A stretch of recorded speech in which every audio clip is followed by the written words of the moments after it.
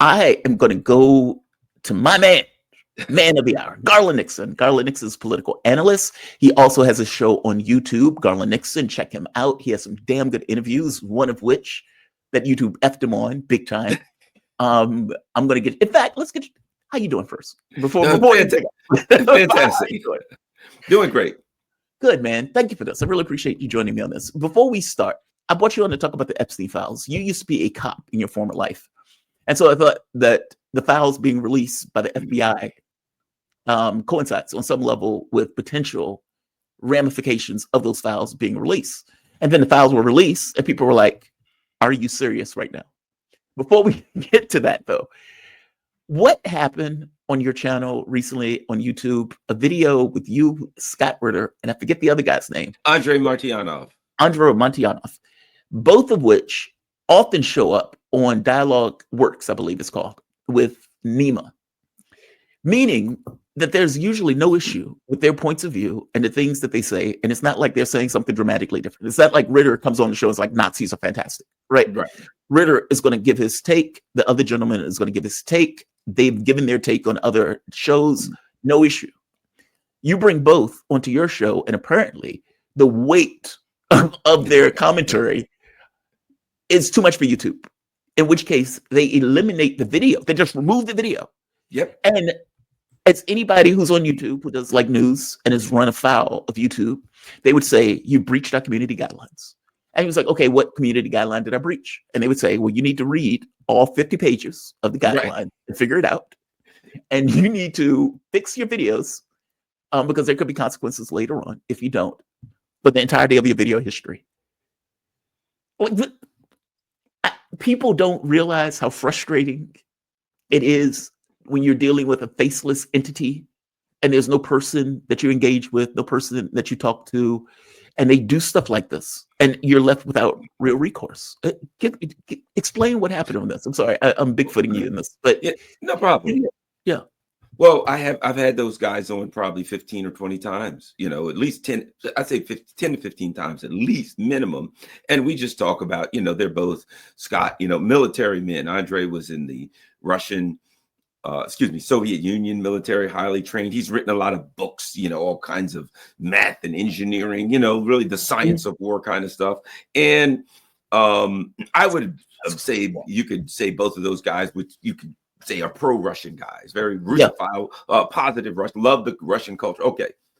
And then it's up overnight. It got like 12,000 views in 8 or 10 hours. And then boom. And I get something that says it for violating community guidelines, but they never said what. And then it said, you can appeal. I clicked an appeal. And like within minutes, something comes back. Well, sorry, it's gone forever. And I just like send everybody over to Rumble because it's been on Rumble. But which leads me to believe, I think it's we discussed Europe and the problems they're having and a lot about what's going to happen with the mineral resource, all that kind of crap, right? Yeah. Something in there they really didn't like. And they were like, oh, crap, we can't have them saying that. Oh my God, no, quick, kill it. It was obvious that there was something that was spoken. We probably won't know what. We'll probably never know what. That's so frustrating. But you know what that made me immediately think? JD Vance, he's going to Europe like, hey, you guys are censoring. We ain't doing that stuff anymore. Except if you're like, have a Palestinian rights thing on a campus. Then you'll probably be beaten and dragged away and called a terrorist supporter. Or, of course, maybe you say something on YouTube they don't like. So the reality is JD Vance, everything he said was right. But there's a certain level of hypocrisy because we have to pretend that all censorship is gone.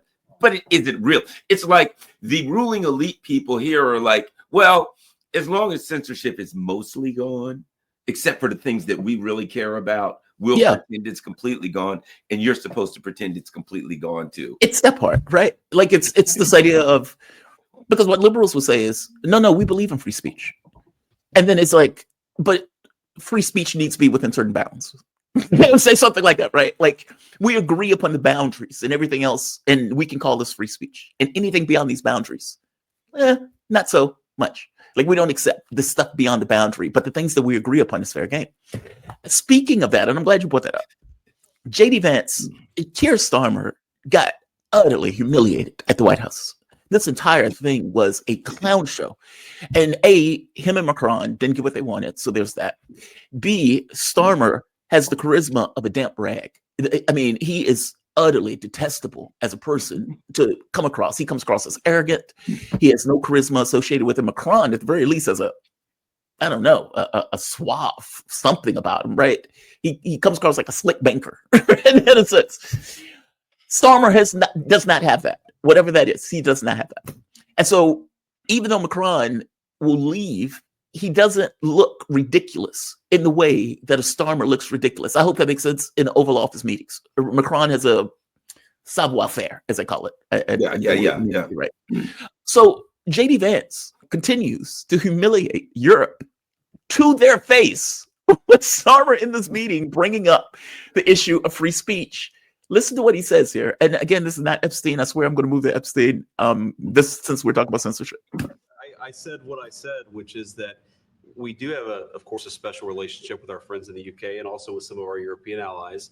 But we also know that there have been infringements on free speech that actually affect not just the British. Of course, what the British do in their own country is up to them, but also affect American technology companies and by extension, American citizens. So that is something that we'll talk about today at lunch.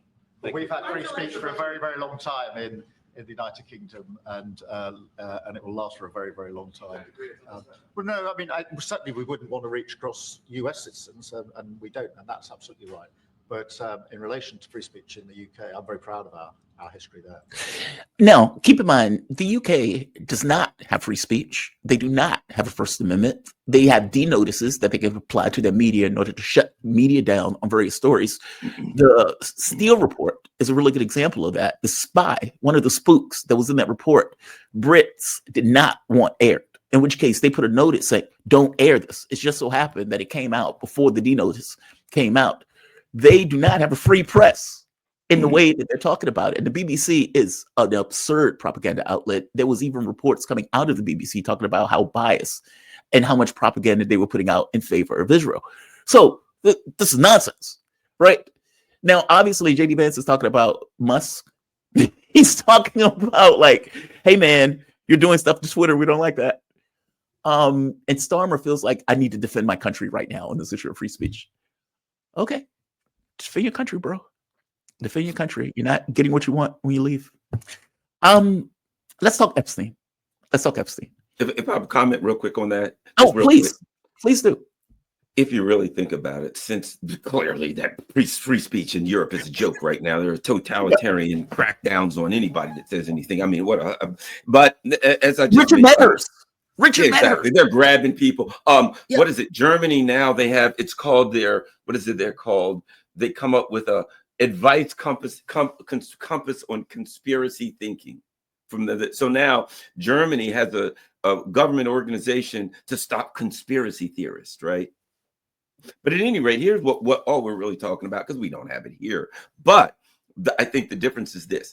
What you see is a bunch of ruling elitists talking about degrees of free speech. Agreed. Okay, we've got it here, unless, of course, you're Friends of Palestine or something like that. Then you're an anti-Semitic and you're going to be, beaten and dragged away. So mostly here. There, you don't have any. Then we give our people a little bit. You don't give your people any. It's like the ruling elite saying, how much gruel are we going to give the peasants? Well, we'll give them a full bowl of gruel. Oh, yeah, well, you only give them 1 teaspoon of gruel a day. Yeah, well, we give them water. Well, we give them mead and ale once a week. So they're arguing over what the peasants get. We're not getting much.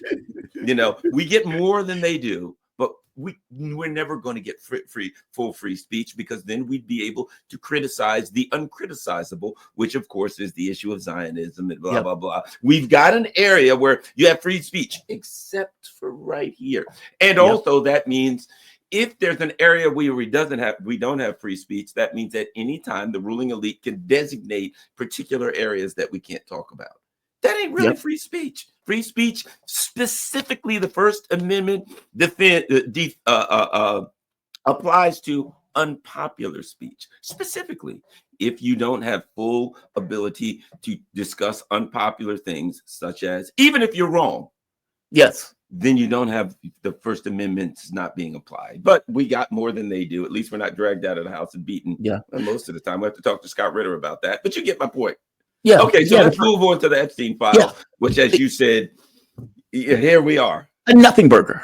And by the way, just real quick, free speech doesn't have an addendum saying as long as you're right, as you pointed out, even if you're wrong. It's specifically if you're wrong. That's what's you can be wrong. It can be untrue. You know what I mean?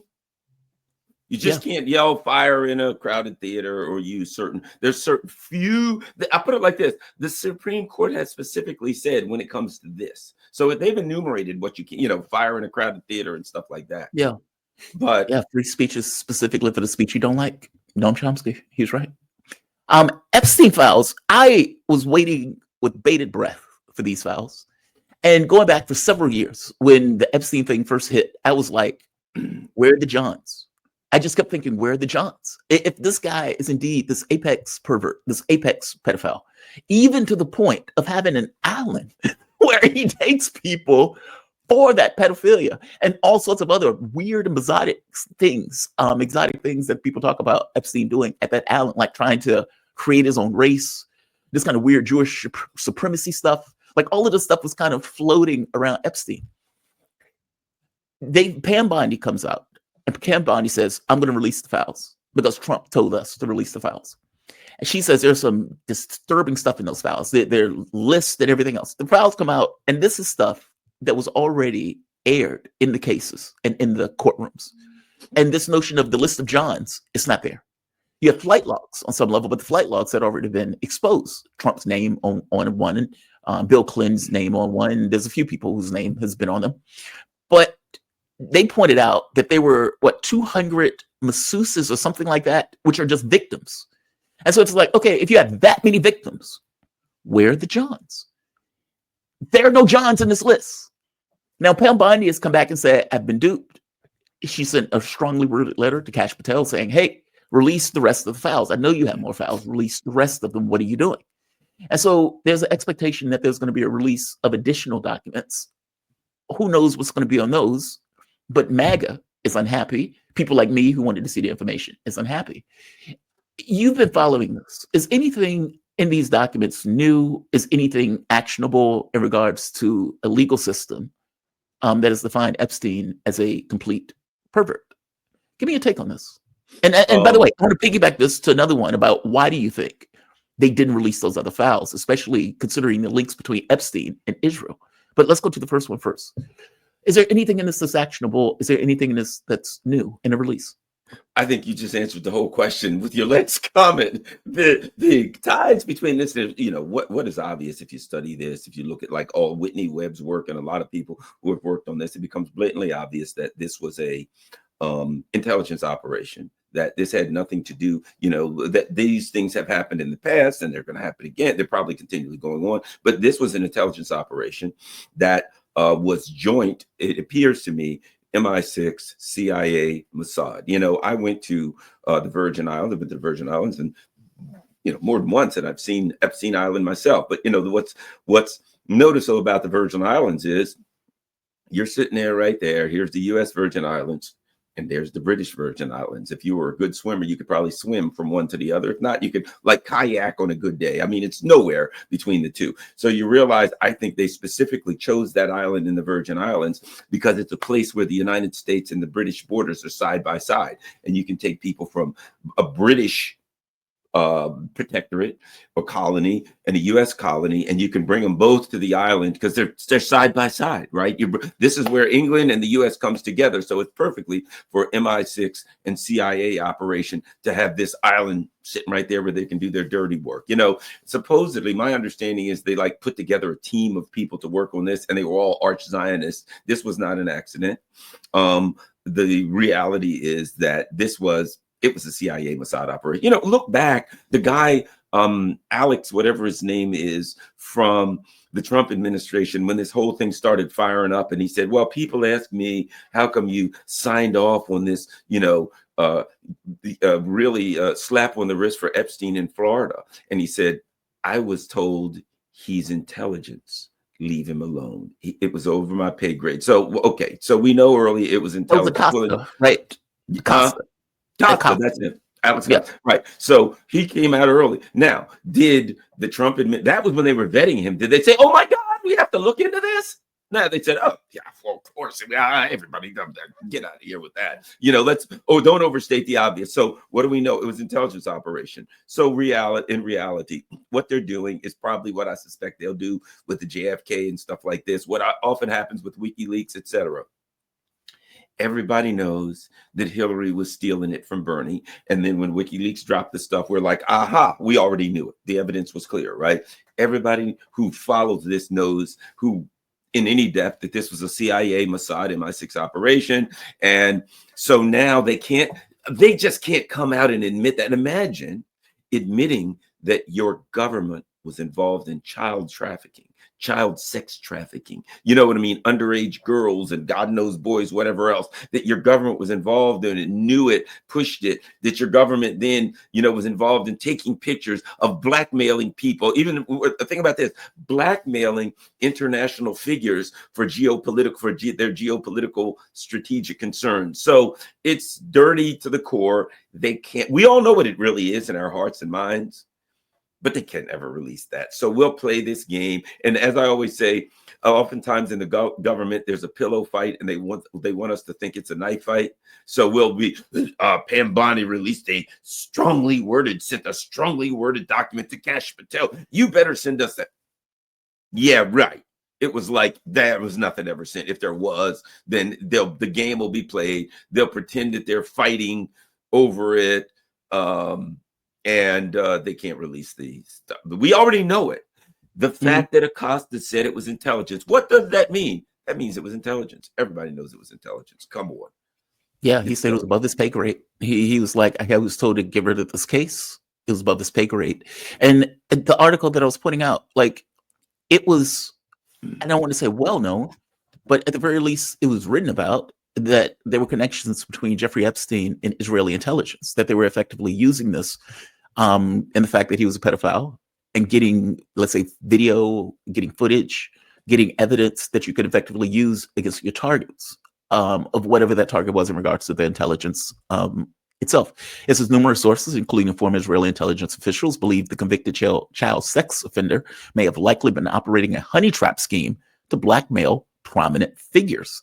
The belief that convicted sex offender and former American financier Jeffrey Epstein and his girlfriend Ghislaine Maxwell were spies continues to gain weight after numerous testimonies from former Israeli intelligence officials and multiple reports.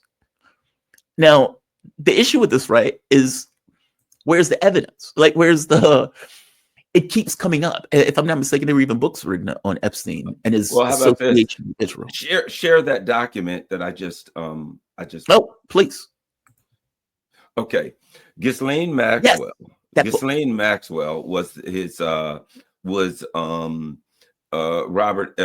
Jeffrey Epstein's assistant partner in crime. This is her father, right here. Robert Maxwell, Israel's super spy. This was her father. So come on, the woman's father was literally an Israeli spy, and everybody who knows about intelligence understands that. How often CIA, the mother, the father, the brother, the family is involved. So clearly, Ghislaine Maxwell's father was Israeli spy.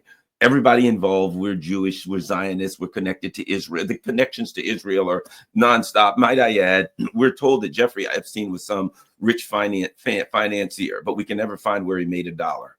We can never find a place where he made a penny. He had like $500 million. And unlimited money. Like, where did this money come from? Yeah, unlimited. There was no limit to his money. Island compounds in New Mexico, unthinkably expensive homes and mansions anywhere you name. There was no limit to his money. He contributed money to universities, to science projects. He knew everybody. There was no limit to his money. There was no limit to his access. But he never worked and made a dime in his life. And his so-called girlfriend assistant's father was one of the biggest, Israel's greatest spies in history. Yeah. It's so clearly obvious what was going on there. So we're just going to watch a game. Anybody who thinks that this is coming out or information is going to come out that's going to tie the that's going to bring out the truth is extremely naive about international politics. No, that's the rub, right? I mean, because Bondi is supposed to release thousands of additional documents that she said were being hidden by the Justice Department. And like you said, she sends a strongly worded letter to Kash Patel, which is funny to me because all of these people are supposed to be in the same administration working on the same page. What is your expectation of the information coming out today? And we can close it on this. I don't want to keep you long today. What's the expectation, or do you have any expectations? Nah, I mean, because of the sensitive nature of the issue, I have none whatsoever. This is just going to be an attempt to give us the appearance that something is there. Maybe they'll find something juicy. If they find something juicy, the most it'll be is, and you know how they often do this in politics, I'll give you something that makes one of my enemies look bad. You know, something I don't already like. So I always, you know, if there's a country, I don't know, maybe they'll find something to point to China or North Korea, or maybe Iran, perhaps. I don't know. You know what I mean? If they can find something, or maybe somebody's political enemy. I mean, Robert Maxwell, this same guy, he had a lawyer, the last guy to talk to him before he died in a very mysterious way, right? As spies tend to do. His lawyer was Tony Blinken's stepfather. Robert Maxwell, Israel super spy. His lawyer was Tony Blinken's stepfather. Tony Blinken was an Israeli spy. People, I mean, you know, come on. But at any rate, so that's where we are. I don't see anything coming from this. They can't come out and say, yes, the U.S. government was involved in child trafficking, child sex trafficking, and all kinds of illegal activities, just so we could blackmail people to go along with our foreign policy in Israel's. Certainly. No, they can't do that and won't. That would be. We already know it. We already know it. Yeah, that would be pretty impolite if the U.S. government came out and said something like that. One last question on this. Sure. Is there, if Bondi did release names, would they be actionable for prosecution? Like, meaning would the Justice Department be able, because it is so weird to me. The Johns thing is the weirdest thing in the world to me. Like, I remember having this conversation on air with, I think, Brave. I was talking to Brave.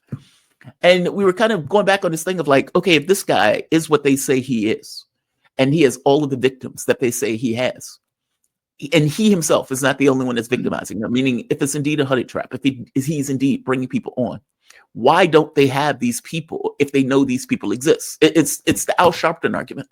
If George Bush knows that there's weapons of mass destruction in Iraq, why can't George Bush just go to the weapons of mass destruction that are there, that George Bush says he knows where they are? Meaning, you clearly don't know, because if you did, you would just go to the place and get those things.